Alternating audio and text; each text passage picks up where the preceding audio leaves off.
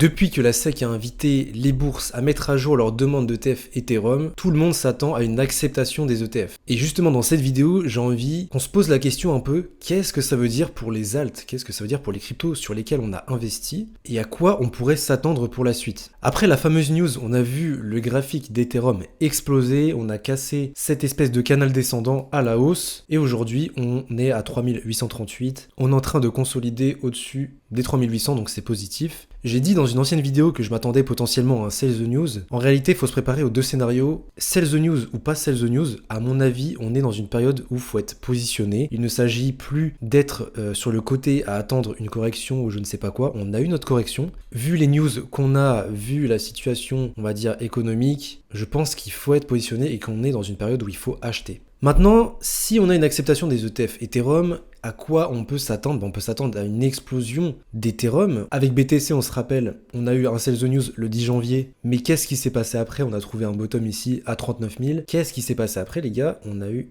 une explosion jusqu'à l'ATH, en fait, tout simplement, en un seul mouvement. Donc, on peut s'attendre à la même chose avec Ethereum.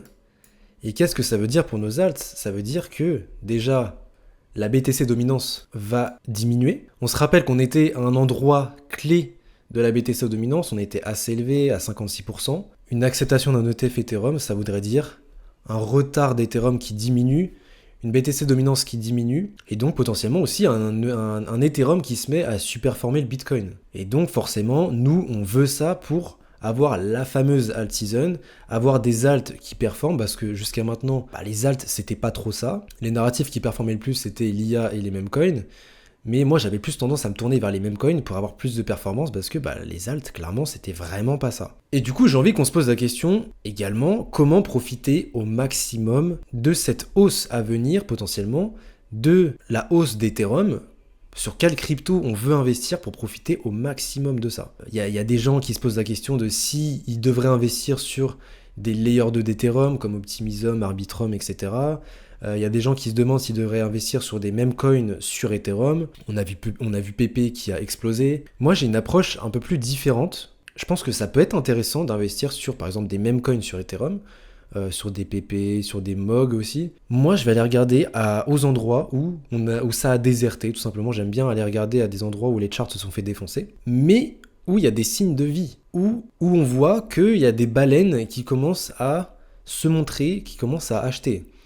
Et justement, ça, je l'ai vu sur Base. Et oui, Base, c'est une layer 2 d'Ethereum, et on se rappelle que c'est en lien avec Coinbase. Qu'est-ce qui va se passer dans les prochaines semaines? Potentiellement, Bitcoin va faire un nouvel ATH.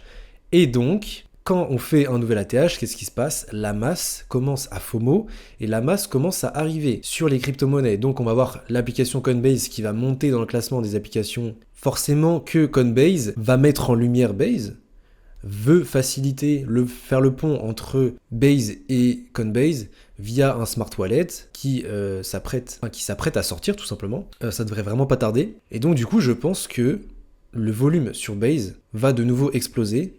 Le volume sur Base est déjà en train de revenir et on voit des charts qui commencent déjà à se réveiller et à nous proposer des x2, x3, x4. J'ai déjà personnellement fait mon petit x2 sur une crypto en quelques jours. Ça a vraiment duré quelques jours.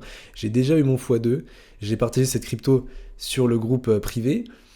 Vous avez tous mes investissements en temps réel sur le groupe privé. Et donc, par rapport aux performances des alts, qui nous proposent depuis leur plus bas des 50% pour les meilleurs, là, on peut déjà atteindre des x2, x3 depuis le plus bas.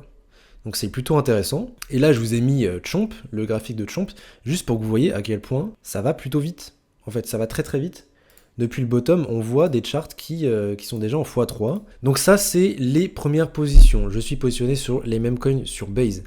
Sur quoi d'autre je me positionne? Forcément, les gars, je suis positionné sur l'intelligence artificielle. Bien évidemment, on voit que Tao reprend des couleurs après une zone très intéressante d'achat, mine de rien. Sous les $400, on est instant remonté à 480 $ après ce petit double bottom là. On a en plus de ça l'acceptation d'un ETF Ethereum, ça également, ça ouvrirait la porte à des ETF d'altcoin.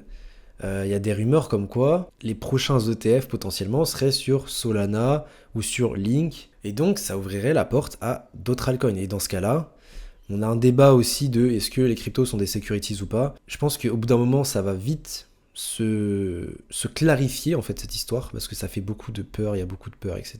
Je pense que ça va vite se clarifier avec ces ETF Ethereum déjà qui sont acceptés.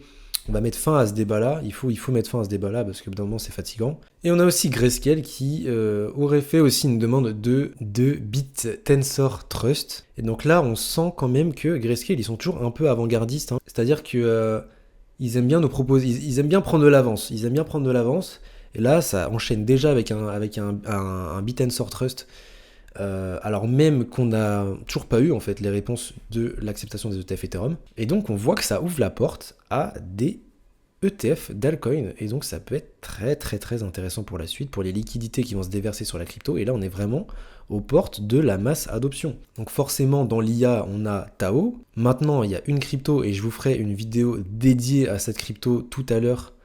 C'est ma crypto de cœur, je vous en ai parlé plusieurs fois et je vais vous faire une vidéo dessus parce que pour moi c'est un top 5 des cryptos IA, donc restez connectés. Et bien évidemment, l'IA, l'un des narratifs qui perf le plus. On a eu les résultats d'NVIDIA également, qui sont très très positifs et donc qui pourraient donner un petit coup de pouce aussi aux cryptos IA. On va voir un peu ce qui se passe dans la suite. Moi, ce que je remarque actuellement là, c'est le graphique de GHX qui semble très bon. Des mouvements de plus en plus serrés comme ça, moi ça me plaît.